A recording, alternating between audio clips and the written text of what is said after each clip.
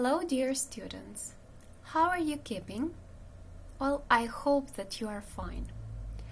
Today we are going to have a very useful lesson which is connected with our health, and it's called a doctor's visit. And I would like to start with the motto of our today's lesson. True wealth is health. I hope that you completely agree with this motto. I want to tell you that the health of our dearest and nearest is the most important thing in our life. Unfortunately, we cannot buy health, but we can do a lot of things to be healthy. And in our today's lesson, we will talk about our health, healthy lifestyle, illnesses, and of course, their treatment. I would like to start my lesson with the vocabulary box. Here on this slide, you can see the words which are connected with illnesses. Our task is to read the words and their translation and to repeat after the teacher. So, let's start. A fever. Лихоманка. A fever.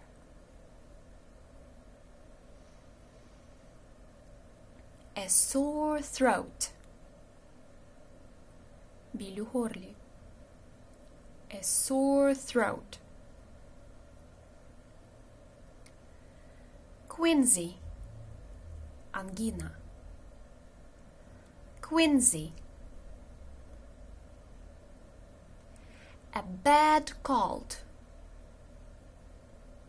Сильна застуда. A bad cold. Toothache. Зубна біль. Toothache. A headache. Головний біль. A headache. A stomach ache. Біль у шлунку. A stomach ache.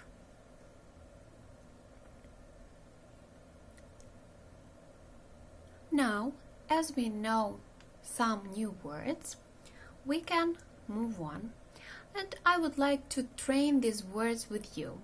We are going to make so-called sentences advice. I have prepared for you some of them. Let's read them.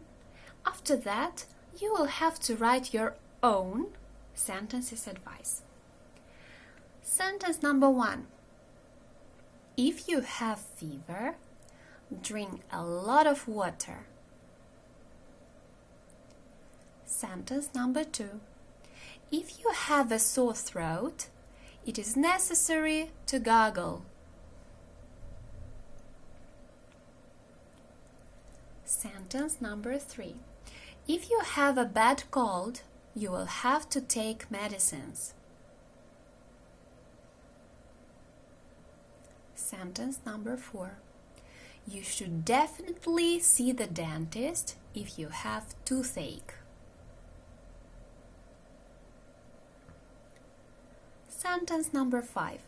When someone has a headache, it is necessary to drink lemon or ginger tea. And sentence number 6. In case of stomach ache, one should address the doctor. So, if you feel sick, there are two most important advice for you. The first one, to tell your parents about your state of health, and the second, to address the doctor. So don't forget them, please. Okay, and of course, how to pass an English lesson without reading. Today we are going to read a text with you. The text is on page 62, exercise number 2. So Let's read it and make sure that we know the translation of this text. Listen carefully. I'm going to read the text just once. The doctor's visit. Steve started to feel ill on Monday morning. He was pale. He had a headache and a sore throat. Besides, he was sneezing and coughing badly. His mother took his temperature. It was really high. Steve had a fever. She said, "I think you can't go to school today. You have to stay in bed. I'll call the doctor." Mrs. Parker phoned their family doctor, Mr. Johnson. Mr. Johnson came in an hour. He examined his patient, listened to his heart and lungs, looked at his eyes and ears. Steve had a bad cold. The doctor said, "Steve, you have to stay in bed for a day. Gargle your throat with salt water 3 times a day. Drink hot milk with butter and honey, dear. Here's the prescription, Mrs. Parker. I think everything will be fine in a week. Follow my advice, please." The boy's health improved wonderfully. Steve felt much better in a week under the doctor's treatment. So you see how important it is to address the doctor. Now we will have to perform the following task. Please open your copybooks, write down the date of today and classwork. Your task is to read carefully the sentences and to insert the words instead of the blank space. Here you can see the words, but pay attention to the task. You should write these verbs in the past simple tense. To perform this task, you have 3 minutes. Now I offer you to pause the video and to perform this task. I wish you good luck. After that, we will check it.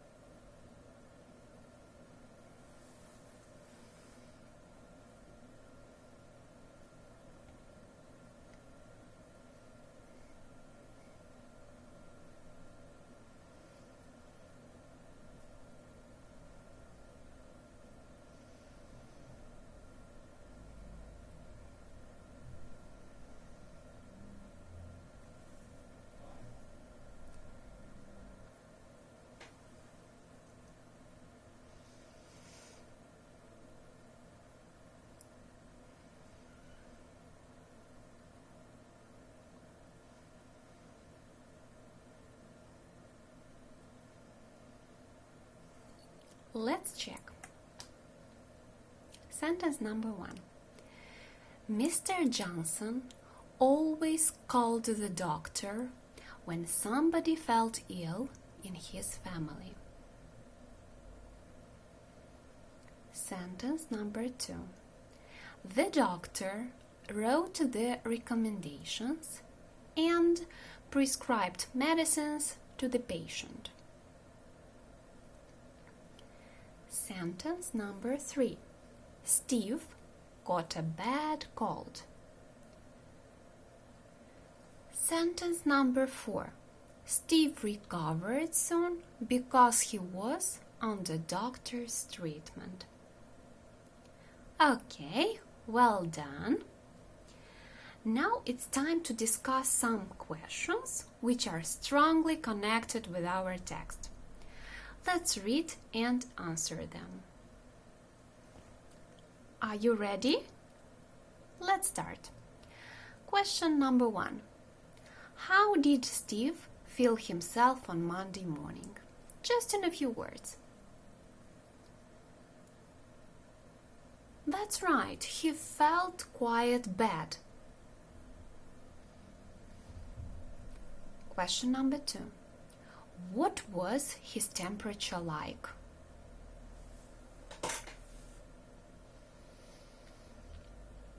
Of course, his temperature was quite high. Question number 3. Did Steve call a doctor himself?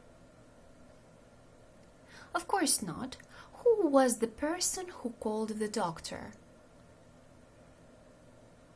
That's right, it was his mom. Question number 4. What did the doctor do when he came? What were his actions? That's right. He examined the patient. Question number 5. What did the doctor recommend? So, yes, he recommended to stay in bed and to goggle his throat and take medicines, of course. Question number 6. The boy's health improved in a week, didn't it? Of course it did. He felt wonderfully in 1 week. Okay, thank you very much. Now let's move to Grammar Corner. Today we are going to recall how to write a letter, an informal one. And here you have the format of an informal letter and an example of it. So let's read. What shall we do while writing a letter? Number 1, we have to write the address of the sender. By the way, here is it. Number 2, the date of writing a letter. Here we can see the date, the 10th of December. Address of receiver. It isn't included in here, but it's really important, so you'll have to insert it. Salutation. Dear Vicky, dear Tom, dear Sue. After that, there is the body of the letter. It is called the main part of the letter. In the main part of the letter, you write the question that bothers you. Next, of course, you shouldn't forget about conclusion. It's, in other words, there is the closing part of the letter. And, of course, the signature of the sender. Here is the signature. Now let's read this letter and let's see if all of these points are included in it. 29 Palm Beach Road, Mumbai, the 10th of December 2012.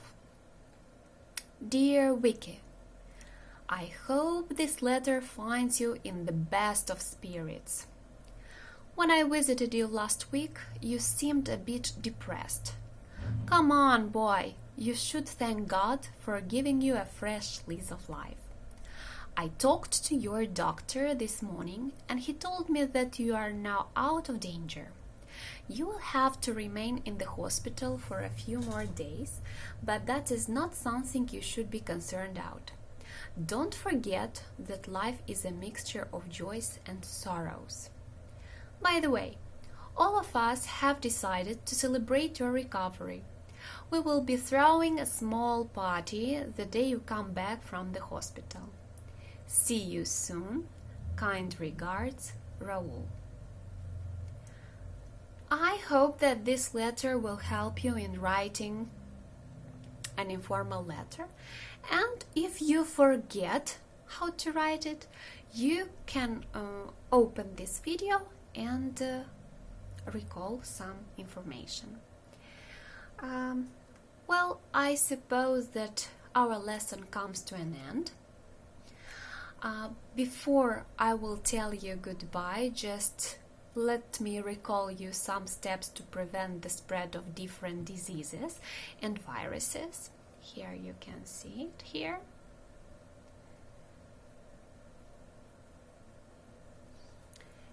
And I want to wish you good luck. And thank you for your attention. Hope to see you soon. Goodbye.